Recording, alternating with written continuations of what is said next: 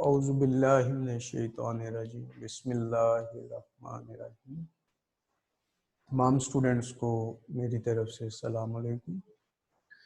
बेटा पहले जो मंडे को मेरा लेक्चर था उसमें मैंने आपको शुरू करवाया था चैप्टर पीरियडिक टेबल।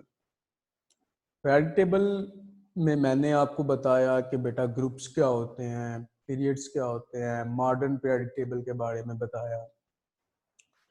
उसके बाद हमने बात की थी ग्रुप नंबर 1 की। तो ग्रुप नंबर 1 के बाद अभी जो हम लोग आज के लेक्चर में जिस टॉपिक को डिस्कस करने लगे हैं, जो टॉपिक आपको मैं पढ़ाने लगा हूँ वो है ग्रुप नंबर 7। ग्रुप नंबर 7 में ही डिस्प्लेसमेंट रिएक्शन आते हैं क्योंकि ये ऑक्सीडाइजिंग एजेंट होते हैं। आगे जब डिस्प्लेसमेंट रिएक्शन पे पहुंचते हैं तो फिर हम ऑक्सीडाइजिंग एजेंट पे भी बात करेंगे। लेकिन ग्रुप नंबर 7 आपको पहले मैं बता दिया था कल के ग्रुप क्या होते हैं। ग्रुप मैंने आपको बताया था कि जितने भी वर्टिकल कॉलम्स हैं पीरियडिक टेबल में, वर्टिकल कॉलम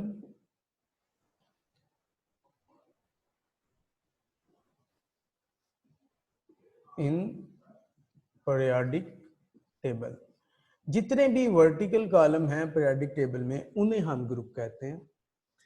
पहले इससे पहले हम लोगों ने ग्रुप नंबर 1 को डिस्कस किया था, उसकी मैंने आपको प्रॉपर्टीज सारी चीजें एक्सप्लेन की थी। अब हम लोग क्या करेंगे, ग्रुप नंबर 7 को डिस्कस करते हैं। ग्रुप नंबर 7 को जो नाम दिया गया है वो दिया गया है, समटाइम इसे कहते हैं हम लोग हैलोजेंस, हैलोजन। ग्रुप नंबर 7 के जो एलिमेंट हैं इन्हें हम हैलोजन कहते हैं और इन्हें हम रिप्रेजेंट करते हैं हैलोजन को एक्स से, इस तरह से।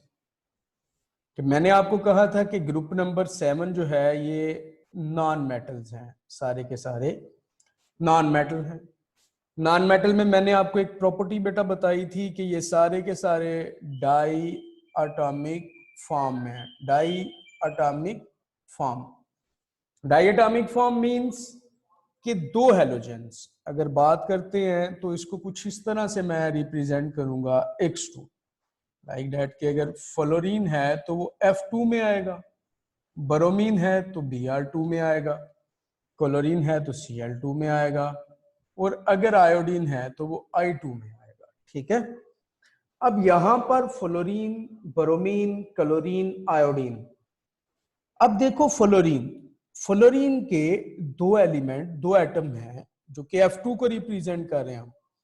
तो F2 किसको रिप्रेजेंट कर रहा है? दो एलिमेंट को। 2 मींस कि दो एलिमेंट। 2 के लिए क्या यूज करते हैं? डाई, यानी कि दो atom, diatomic form, diatomic form. Fluorine के दो एटम कंबाइन करेंगे chemically, then they make a diatomic form of a molecule. इसे हम क्या कहेंगे? F2, fluorine F2, bromine Br2, chlorine Cl2, iodine I2। ये डाई एटॉमिक फॉर्म में हमें मिलते हैं। लेकिन जब हम इसको ग्रुप नंबर 7 को पीरियडिक टेबल में देखते हैं, ग्रुप नंबर 7 इन पीरियडिक टेबल, ग्रुप नंबर 7 इन पीरियडिक टेबल स्टार्ट होता है फ्लोरीन से, लेकिन पीरियडिक टेबल में F ही लिखा है, वहां पर F2 नहीं होगा। फिर Cl क्लोरीन, फिर Br ब्रोमीन और फिर I आयोडीन और एस्टाटीन। ठीक है, ये पीरियडिक टेबल में इस तरह से है। लेकिन जो इनकी एटमॉस्फेयर में या नेचर में फॉर्म एग्जिस्ट करती है तो वो डाई एटॉमिक फॉर्म में एग्जिस्ट करते हैं। क्यों डाई एटॉमिक फॉर्म में एग्जिस्ट करते हैं ये मैं आपको पहले भी बता चुका हूं कि क्यों एग्जिस्ट करते हैं। क्योंकि ग्रुप नंबर 7 का है, तो मैंने पहले भी आपसे बात की थी कि अगर हम लोग ग्रुप नंबर 7 की बात करते हैं तो इसका जो एटॉमिक नंबर है वो कितना है? 9। इसका कितना है? 17। इसका कितना है? 35। इसका कितना है? 53। कुछ इस तरह से। अब यहां पर देखा जाए इलेक्ट्रॉनिक कॉन्फ़िगरेशन को तो 2, 7, इसको देखा जाए 2, 8 और 7, इसकी इलेक्ट्रॉनिक कॉन्फ़िगरेशन को 2, 8, 18 और 7 अब इसको देखा जाए तो 2, 8, 18, 18 और 7। अब एक चीज इन सब में कॉमन है, वो क्या है कि इन सब के लास्ट शेल में कितने इलेक्ट्रॉन हैं? इन सब के लास्ट शेल में कितने इलेक्ट्रॉन हैं? ओनली 7 इलेक्ट्रॉन है। लास्ट शेल में कितने इलेक्ट्रॉन हैं? 7 इलेक्ट्रॉन हैं लास्ट शेल में।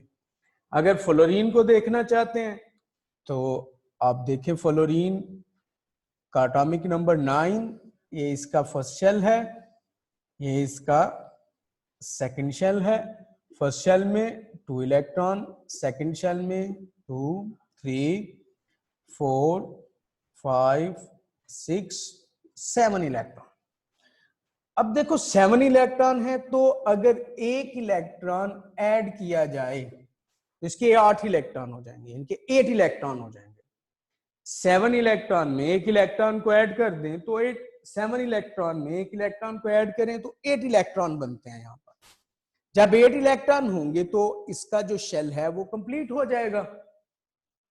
तो क्या करेगा, जब कोई दूसरा फ्लोरीन आता है, ये एक फ्लोरीन आ गया, ये इसके फर्स्ट शेल में 2 electron, then second shell have 7 electron on it, 1, 2, 3, 4, 5, 6, 7, 1 electron less to complete its outermost shell. एक फ्लोरीन ये है, सेकंड फ्लोरीन ये है, 7 electron in outermost shell of one fluorine atom and 7 electron in outermost shell of another fluorine atom। यहां पर क्या होगा, इस बात को आपको समझना है बड़े गौर से बेटा। अब ये डायटोमिक फॉर्म में कैसे एग्जिस्ट करते हैं? ये जो एक पेयर ऑफ इलेक्ट्रॉन है, पेयर ऑफ इलेक्ट्रॉन्स, ये पेयर ऑफ इलेक्ट्रॉन शेयर होगा।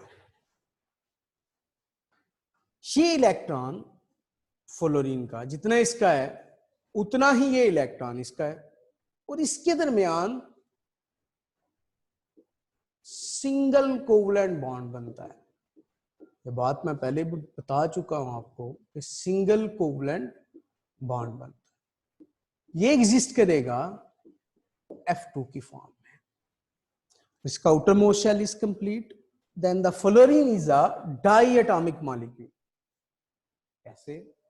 Last shell have 7 electron, another fluorine atom last shell have 7 electron, and the 1 electron pair is sharing with each other and form a covalent bond. That bond is known as single covalent bond, and fluorine is exist in a diatomic form.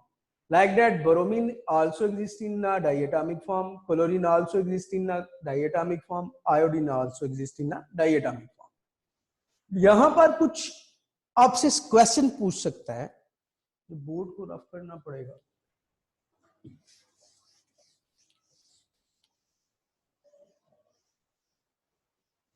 आज हम group number 7 को discuss कर रहे हैं, इसके साथ साथ displacement reaction भी आज ही हम पढ़ेंगे।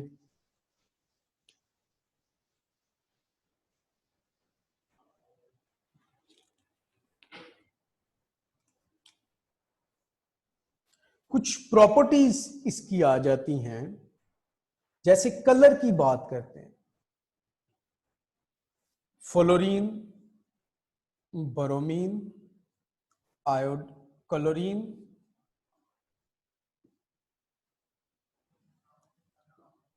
आयोडीन। फ्लोरीन का जो कलर है वो है पेल ग्रीन कलर, ब्रोमीन का जो कलर है वो है येलोश ग्रीन, क्लोरीन का जो कलर है वो है रेड ब्राउन, आयोडीन का जो कलर है वो है ब्लैक। अब इनकी कुछ प्रॉपर्टीज ऐसी हैं कि फ्लोरीन हमें गैस की फॉर्म में एग्जिस्ट करती है, ये भी गैस की फॉर्म में एग्जिस्ट करती है, बट ब्रोमीन जो है वो लिक्विड फॉर्म में एग्जिस्ट करता है, और आयोडीन जो है वो सॉलिड फॉर्म में एग्जिस्ट करता है। ब्रोमीन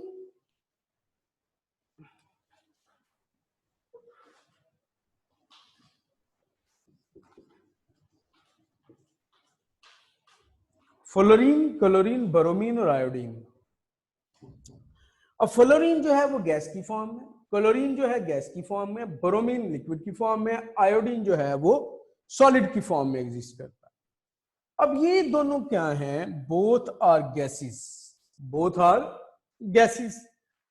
चूंकि गैस की बात हो रही है तो जाहिर सी बात, अगर गैस की बात करेंगे हम लोग तो क्या होगा कि गैस जो है और लिक्विड, अगर इन दोनों की बात करते हैं तो लिक्विड की कुछ शेप जिस भी हम लोग इसको बीकर में लेंगे उसकी शेप की हो जाएगा, लेकिन गैस की no definite shape, no definite volume, but liquid है वह डेफिनेट वॉल्यूम और शेप इसकी जिसमें ऐड करते हैं वो हो जाता है। सॉलिड है वह definite shape and definite volume.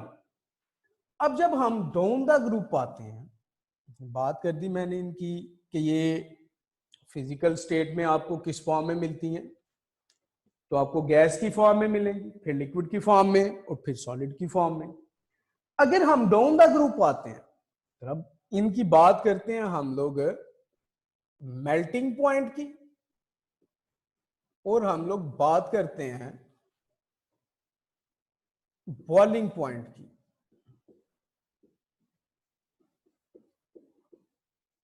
Simple सी बात है, गैस की फॉर्म में अगर इसको देखो तो फ्लोरीन गैस की फॉर्म में, क्लोरीन गैस की फॉर्म में, ब्रोमीन लिक्विड, आयोडीन सॉलिड। तो आपको पता है कि गैस का जो मेल्टिंग पॉइंट है वो क्या होगा? लो होता है। देन अगर लिक्विड की बात करते हैं तो फिर लिक्विड का मेल्टिंग पॉइंट क्या होता है? हाई होता है। सॉलिड का बात करते हैं तो इसका मेल्टिंग या बॉइलिंग पॉइंट क्या होगा? बहुत ज्यादा हाई होगा। अब ये लो मेल्टिंग पॉइंट से जब डाउन द ग्रुप हम आते हैं, अगर ये ग्रुप नंबर 7 के एलिमेंट हैं तो हम डाउन द ग्रुप आते हैं तो मेल्टिंग और बॉइलिंग पॉइंट क्या करेंगे? इंक्रीज करते हैं। मेल्टिंग और बॉइलिंग पॉइंट इंक्रीज करते हैं। रीजन क्या है? रीजन ये है कि ये गैस से स्टार्ट करता है और सॉलिड पे आता है, और सॉलिड का मेल्टिंग और बॉइलिंग पॉइंट हाई होता है as compare to gases and liquid. That's why we can say that the melting and boiling point increase when we move top to bottom in group number 7, in group number 7। लेकिन यहां पर एक बात की जाए, अगर reactivity reactivity of group number 7, अब reactivity की बात की जाए तो fluorine is most reactive element. Fluorine is most reactive in group number 7। इसकी इलेक्ट्रोनेगेटिविटी सबसे ज्यादा है पूरे पीरियोडिक टेबल में। याद रखिएगा, आप ए लेवल में जाएंगे तो इलेक्ट्रोनेगेटिविटी पे बात होगी, तो 4 इसकी इलेक्ट्रोनेगेटिविटी है और इसकी सबसे हाईएस्ट इलेक्ट्रोनेगेटिविटी है। तो ये बहुत जल्दी बॉन्ड बना लेती है दूसरे एलिमेंट के साथ। इसी तरह से फिर डाउन द ग्रुप आए तो रिएक्टिविटी क्या होगी? डिक्रीज होती है। रिएक्टिविटी क्या होती है? डिक्रीज होगी। रिएक्टिविटी क्या होगी? डिक्रीज होती है। जब हम क्या करते हैं, डाउन द ग्रुप जब आते हैं तो रिएक्टिविटी क्या करती है? डिक्रीज करती है। ठीक है। अब ये ग्रुप नंबर 7 की बात हम कर रहे थे, तो मैंने आपको इनके कलर बताए, उसके बाद मैंने आपको बताया कि गैस की फॉर्म में एग्जिस्ट करते हैं, लिक्विड की फॉर्म में और सॉलिड की फॉर्म में जब हम डाउन द ग्रुप आते हैं। फिर मैंने आपसे बात की बेटा मेल्टिंग और बॉइलिंग पॉइंट की, और मैंने आपसे बात की कि इनके लास्ट शेल में ओनली 7 इलेक्ट्रॉन, हर एक के लास्ट शेल में 7 इलेक्ट्रॉन है। तो पहले भी बात कर चुके हैं, 7 इलेक्ट्रॉन होंगे तो वो किसमें होगा? ग्रुप नंबर 7 का होगा।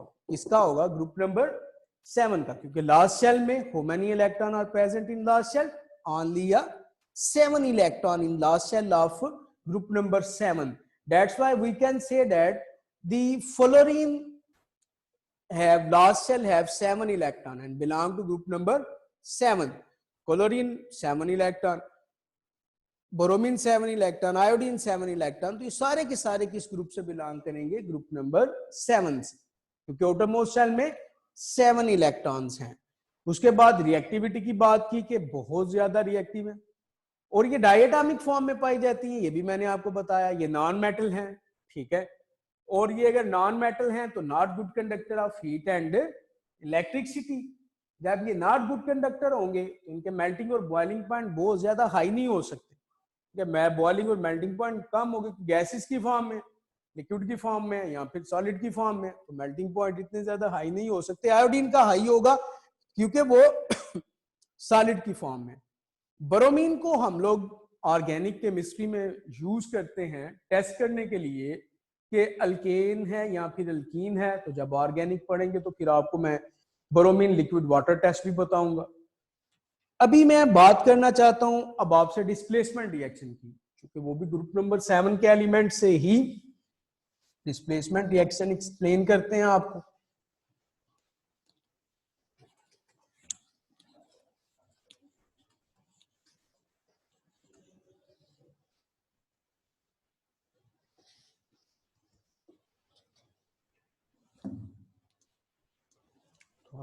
हमारा टॉपिक स्टार्ट हो रहा है डिस्प्लेसमेंट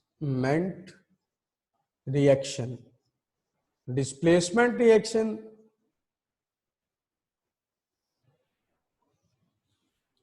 डिस्प्लेसमेंट रिएक्शन, डिस्प्लेस करना किसी चीज को, मिसाल के तौर के ऊपर अगर मैं आपको कुछ समझाने के लिए बता रहा हूं कि एक दो किसी भी रूम में दो चीजें हैं, कंपार्टमेंट में दो चीजें हैं, एक ज्यादा ताकतवर है और एक कम ताकतवर है।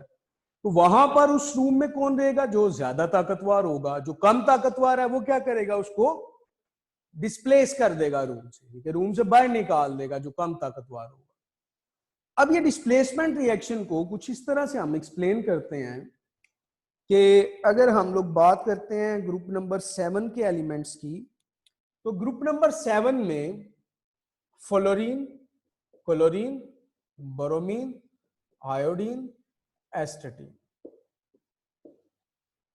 ये ग्रुप नंबर 7 के जो एलिमेंट है। तो most reactive is a fluorine, then chlorine, then bromine, iodine और देन क्या होगा?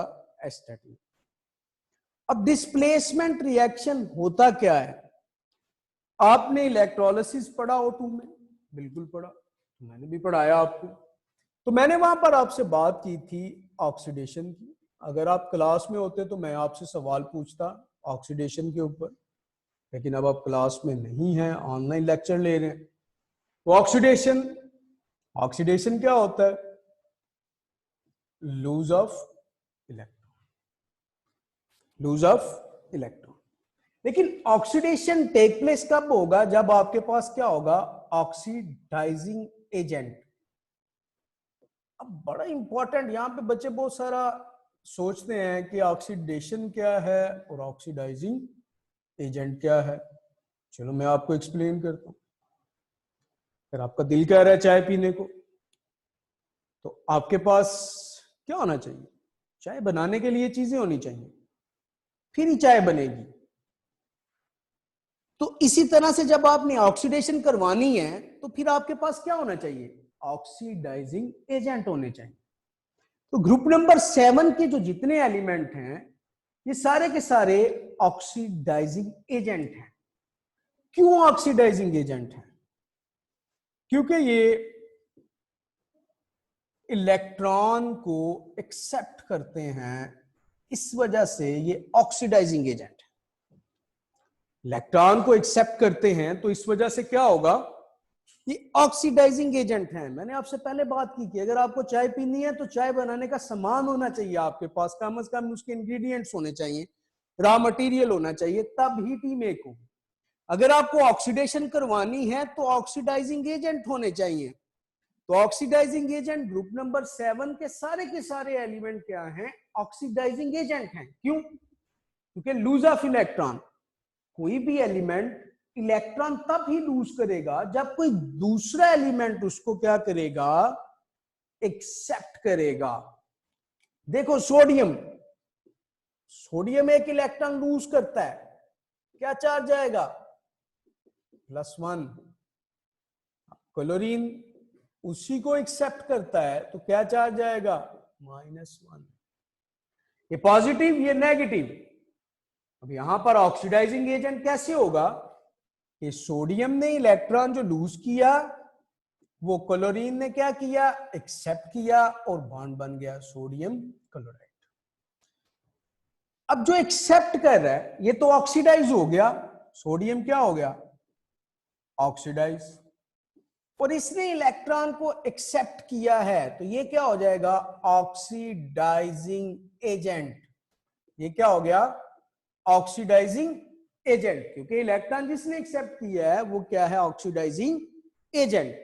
इस तरह से ये हम कहते हैं ग्रुप नंबर 7 के जो एलिमेंट हैं ये क्या हैं? सारे के सारे oxidising agent. Why we call oxidizing agent? Because the reason is that the group number 7, all the atom or element have 7 electron in his outermost shell and gain 1 electron to complete his shell. जब ये electron gain करते हैं then we call that is known as oxidizing agent। और जो electron को loose कर रहा है उसे हम क्या कहते हैं? कि ऑक्सीडाइज हो रहा है। अगर कोई पॉजिटिव चार्ज कैरी करता है तो ये ऑक्सीडाइज हो रहा है। सोडियम इज ऑक्सीडेशन, सोडियम की ऑक्सीडेशन हो रही, लेकिन ऑक्सीडेशन करवा कौन रहा है? क्लोरीन करवा रही है, क्योंकि वो इलेक्ट्रॉन को एक्सेप्ट कर रही है, तो उसे हम कहते हैं ऑक्सीडाइजिंग एजेंट। इन सबको हम क्या कहते हैं? Oxidising agent. अब कुछ बात करते हैं डिस्प्लेसमेंट रिएक्शन की, कि अगर ये खुद ही सारे आ जाएं, जैसे क्लोरीन है, ब्रोमीन है, आयोडीन है, तो इनके आप सोल्यूशन बनाते हैं, देन इनको ऐड करते हैं। अगर देखो आपके पास एक एलिमेंट पड़ा हुआ है जो कि क्लोरीन है, जो क्या है? क्लोरीन। अब क्लोरीन पे नेगेटिव चार्ज है तो इसका मतलब कि इसने इलेक्ट्रॉन को कैरी किया है। अब आ गया फ्लोरीन। फ्लोरीन गैस की फॉर्म में, तो सॉल्यूशन बनाया आपने। अब यहां पर क्या होगा कि फ्लोरीन ये क्या है? अभी तो ये रिएक्टिव है, लेकिन मैं ऐसे बात करता हूं, क्लोरीन आ गई, फ्लोरीन आ गई, इनमें से ये मोस्ट रिएक्टिव है, मोस्ट रिएक्टिव है। और ये अगर बात की जाए तो ये लेस रिएक्टिव है। अब ये तो अपनी रिएक्टिविटी की वजह से इलेक्ट्रॉन गेन कर चुका है, लेकिन ये इस पे चार्ज क्या है? 0, क्योंकि ये डायटोमिक की फॉर्म में है। अब ये मोस्ट रिएक्टिव होने की वजह से इस पे चार्ज आ जाएगा और क्लोरीन आपके पास डायटोमिक फॉर्म में आ गई। इसमें आ गई डायटोमिक फॉर्म में आ गई क्लोरीन, और ये आपके पास चार्ज आ गया। ये क्यों आया? क्योंकि इसने क्या किया? इसको डिस्प्लेस कर दिया। फ्लोरीन ने क्लोरीन को क्या किया? डिस्प्लेस। कैसे?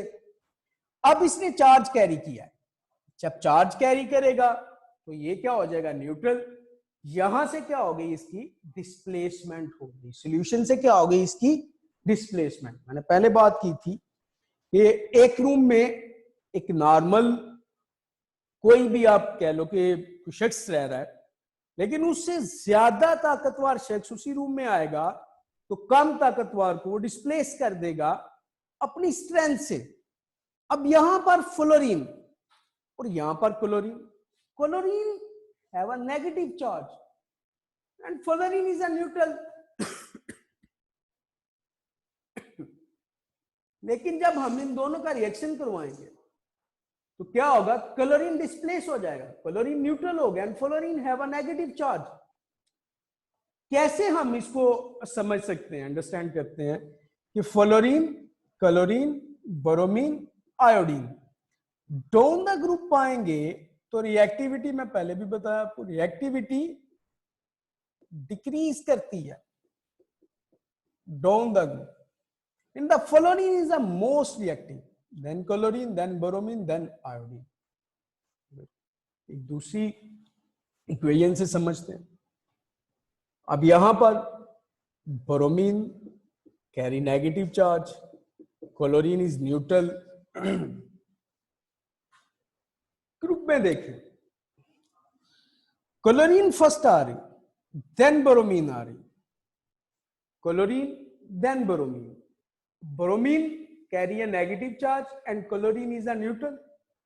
अब यहां पर चूंकि क्लोरीन रिएक्टिविटी सीरीज में ऊपर है और क्लोरीन की रिएक्टिविटी ज्यादा है और ब्रोमीन की रिएक्टिविटी कम है, अब क्या होगा कि ब्रोमीन न्यूट्रल हो जाएगा और क्लोरीन क्या करेगा, नेगेटिव चार्ज को कैरी करेगा। अब ब्रोमीन को क्या किया उसने, डिस्प्लेस कर दिया in the form of gas. अब यहां पर बात करते हैं तो फ्लोरीन ज्यादा रिएक्टिव था क्लोरीन से, क्योंकि ऊपर आ रहा है ग्रुप में, इसलिए इसने क्या किया, क्लोरीन को डिस्प्लेस किया।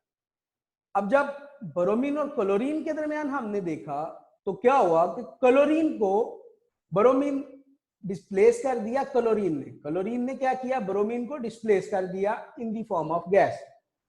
अब कुछ इस तरह से अगर आ जाए, नेगेटिव चार्ज प्लस क्लोरीन, तो नो रिएक्शन, बिकॉज रीजन क्या है कि chlorine is a most electronegative element, sorry fluorine is a most electronegative element and then chlorine fluorine से नीचे आ रहा है तो इसकी रिएक्टिविटी क्या है, कम है। अब ये इसको डिस्प्लेस नहीं कर सकता, इसलिए यहां पर क्या होगा, कोई भी रिएक्शन नहीं होगा। यहां पर फिर क्या होगा, कोई भी रिएक्शन नहीं होगा। तो अभी मैं आपको ग्रुप नंबर 8 पढ़ा था, लेकिन चूंकि अब टाइम बहुत कम है तो ग्रुप नंबर 8 जो है वो कंप्लीट नहीं हो सकेगा। तो ग्रुप नंबर 8 और ट्रांजिशन एलिमेंट जो है वो मेरा कल का टॉपिक होगा आप लोगों के साथ, और ये चैप्टर हमारा क्लोज हो जाएगा ग्रुप नंबर 8, और जब हम ट्रांजिशन एलिमेंट को डिस्कस करेंगे कल। तो अभी बेटा डिस्प्लेसमेंट रिएक्शन आपको समझ आ गया, ऑक्सीडाइजेशन भी आपको समझ आ गई, ऑक्सीडाइजिंग एजेंट भी पता चल गए कि जो इलेक्ट्रॉन को एक्सेप्ट करते हैं वो ऑक्सीडाइजिंग एजेंट कहलाते हैं, जो किसी दूसरे को ऑक्सीडाइज करते हैं। सेम लाइक अ कैंडल, अगर कैंडल देखो तो आपको वो क्या करती है, रोशनी देती है, लेकिन खुद क्या होती है, मेल्ट हो रही होती है, खुद क्या होती है, मेल्ट हो रही होती है। ऑक्सीडाइजिंग एजेंट क्या करता है, इलेक्ट्रॉन दूसरे से ले रहा होता है, उसको ऑक्सीडाइज कर रहा होता है, लेकिन अपने ऊपर कौन सा चार्ज लेके आ रहा होता है, नेगेटिव चार्ज। अभी 5 मिनट्स के बाद हम लोग क्वेश्चन आंसर का सेशन शुरू करते हैं।